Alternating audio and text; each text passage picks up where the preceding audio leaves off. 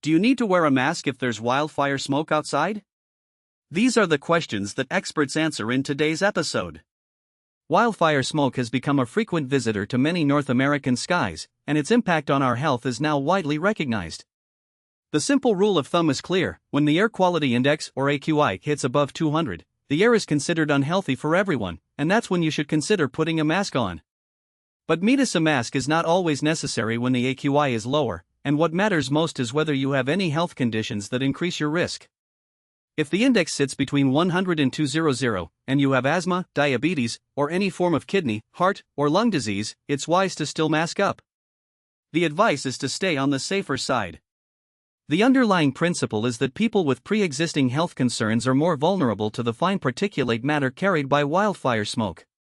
Choosing the right mask is essential. A tight-fitting N95 Rispersonoma is the gold standard for filtering out the smallest particles present in wildfire smoke. Unlike surgical or cloth masks, which don't provide that level of protection, an N95 can significantly reduce the amount of particulate exposure.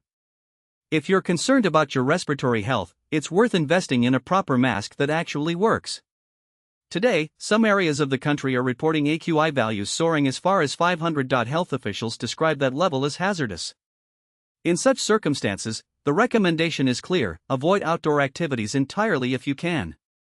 This is not a suggestion but a precaution based purely on the science of how deeply smoke penetrates our respiratory system. Remember, the AQI only measures a handful of pollutants, 3 or 5 key chemicals at the time of measurement, so it's a reliable, but not absolute, gauge of potential odor. Still, it's the most widely used metric for communicating how smoky or polluted the air is, and it is the basis for most safety recommendations. Every region's situation can change quickly, so checking local news or official air quality websites is a good habit. The latest updates often give you a real-time picture of whether it's safe to step outside, or if you should cloister indoors until the air improves.